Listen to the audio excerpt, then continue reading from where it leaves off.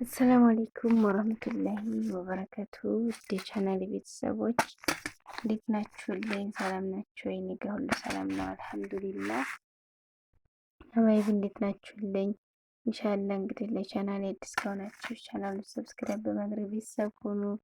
ነባሮች ደግሞ ጊዜም ለምታበረታቱኝ ከልብ አመሰግናለሁኝ። ይኸውላችሁ ዛሬ በአዲስ ቪዲዮ ብቅ ብያለሁ እና እንዴት ናችሁልኝ? ይኸውላችሁ ዛሬ እንግዲህ ትናንትና ያሳየኋችሁን በርበሬ ነገ ኢንሻአላህ ሮብ ሊፈጭ ነው።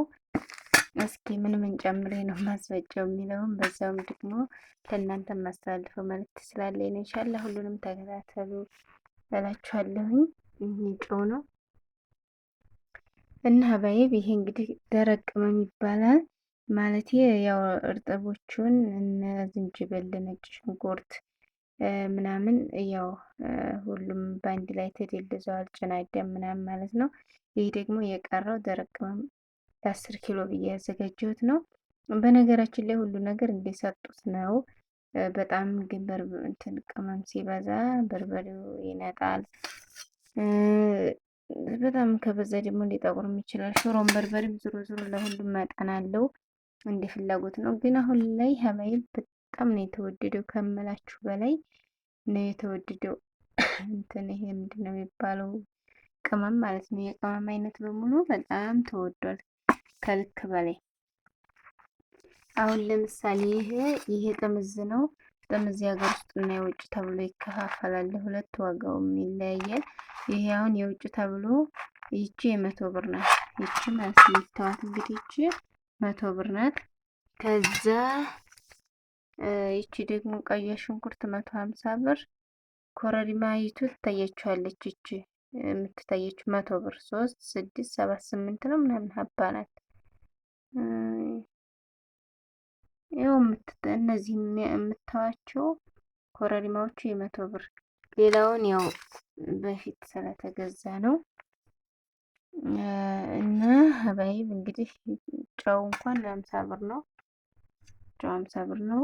ቁንዶ በርበሬ ምናምን በጣም ውድ ነው። ይሄ ራሱ እንግዲህ ወደ 150 ብር አካባቢ ነው ቢሆን በግምት ነው። ግን እኔ ያሁን አይደለም ይሄ ማለት ነው። እና በጥቅሉ ምን ልላችሁ ነበረ? በነገራችን ላይ ምን የረከሰ ነገር አለ በአሁኑ ሰዓት? አላህ ሱብሃነሁ ወተዓላ ሀገራችንን ሰላም ያድርገው እንጂ ምንም ይሄ ረክሶ ምናምን የሚባል ከስንት አንድ ነው እንጂ ያን ያህል አይደለም። ማሻአላህ አልሐምዱሊላህ። ሁሌ ትንሽ ረክሷል የሚባል ነገር ቢኖር ጤፍ ነው። አልሐምዱሊላህ ከድሮ ማሻአላህ ተባረከላህ ወላሂ በብዙ ቅናሽ ያሳይቷል። ማሻአላህ አሁን 140 150 140 እያሉ ነው።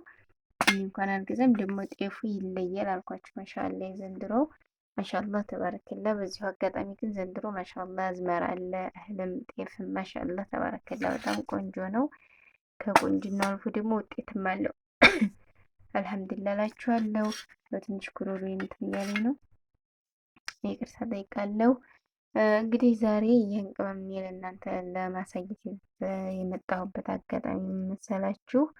ማሻአላህ ከሱ ሀገር በእርግጥ ሁሉን ነገር ካሰባችሁት በምን ምንዛሬው ራሱ ያው ነው ሊሆን ይችላል። ግን ያው እኔ ለእናንተ መልዕክት የማሳልፈው ነገር ቢኖረኝ ለጭራሽ የምትመጡ እህቶቼ ማለት ኢጃዛ እንኳን ያን ያህል አይደለም። ለኢጃዛ እንኳን መጥቶ ኮተት ማብዛቱ እኔ አልመክርም።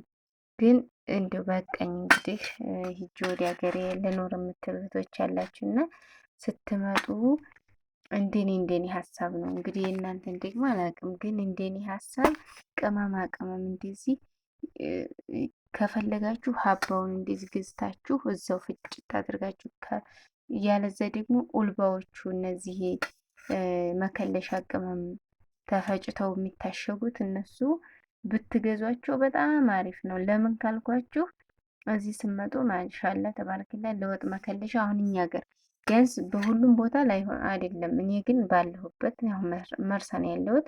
እስካሁን እኔ የመከለሻ ቅመም አላየሁም።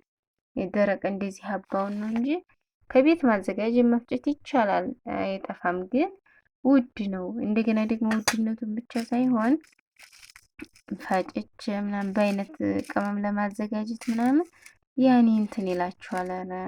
ለሌላው ቦታ እየሰጣችሁ ያን ያህል ለዚህ ቦታ ላሰጡት ትችላላችሁ። እና እግር መንገዳችሁን ስትመጡ አንደኛ ኡልባዎቹ ያጋዷችኋል።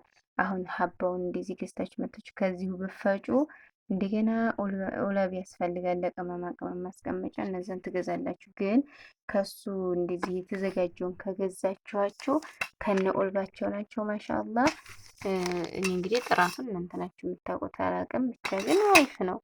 አሁን እዚህ ራሱ ቅመም ስንገዛ የውጭ ነው የሀገር ውስጥ እየተባለ ነው የምንገዛው። እና ብትገዙ የተፈጫጩትን እነዛ ሽግ ሽግ ብሎ በኡልባቸው ሌላ ጊዜ እንኳን እንደው ለሆነ አጋጣሚ እናዘጋጅ ቅመም ብትሉ ኡልባዎቹ ያጋዷችኋል እላችኋለሁ።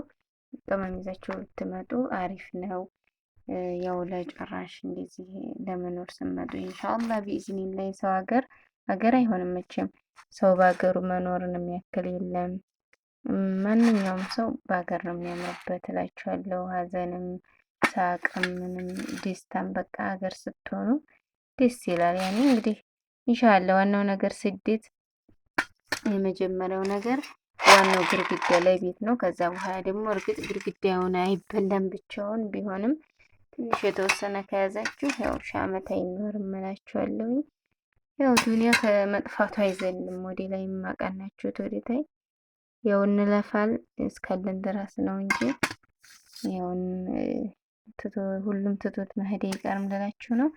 እና ለኩል ያህልን ኢንሻአላህ ስመጡ እንደዚህ ቅመማ ቅመማችሁን ይዛችሁ ብመጡ ቦታ አይፈጅም ማለት ነው። አሁን ሌላ ነገር ከሱ ለማንኳተት ሀገራችን ሞልቷል ምናምን ይባላል ብዙ ጊዜ፣ ግን ይሄ አይከብድም። ቅመሙን አሁን ብታመጡት ኪሎ ራሱ አይመታም። ሀቂቃ የምላችሁ ነገር ቀላል ነው። ቅመም ያኔ ኪሎ ስለማይመታ ብትይዙት ያኔ ለእናንተ አሪፍ ነው ብዬ ስላሰብኩ ነው። እንግዲህ አንድ ጣሳ ጨው ይሁን እንደምታውቀው ሊሞን ቀይ ሽንኩርት ምናምን አድርጌበታለሁ። ጊርፋ እዚህ ያላሳየኋችሁ ከላይ ከኩሽናው ነበርና አሁን ሳወጣጣ በቃ ትዝ አለኝ ለመሄድ ስለመሸ ማለት ቅርብ ነው፣ ግን እኔ ከፍቼ ለመሄድ ያው ተሳነፍኩኝ።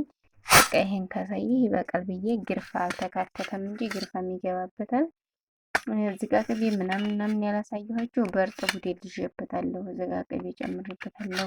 ዝንጅብል፣ ነጭ ሽንኩርት ምናምን ስላለው አያስፈልገውም። እና ደግሞ ቅመም ያው እንደ እንኳን ይሄን ሁሉ ቅመም ማሻአላ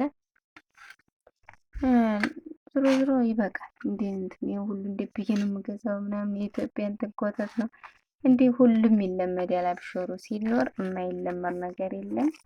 ይለመዳል እላችኋለሁኝ። እንግዲህ የዛሬ ቪዲዮ ይሄን ይመስል ነበር። አበረታቱኝ፣ አብሽሩልኝ። ልጆቹ ተኝተዋል እንዳልቀሰቅስ ብዬ ድምፄን እየቀነስኩ ነው። አበረታቱኝ። ላይክ፣ ሼር፣ ሰብስክራይብ እያደረጋችሁ ቪዲዮውን መቼም ላይክ ዋንጫን ሰብስክራይብ ብታደርጉ እናንተን ምንም የሚቀንስባችሁ ነገር አለ ብዬ አላስብም። እና ያው ይሄን ነው መልእክቴ። አብሽሩ። ሰላም አለይኩም ወራህመቱላሂ ወበረካቱ።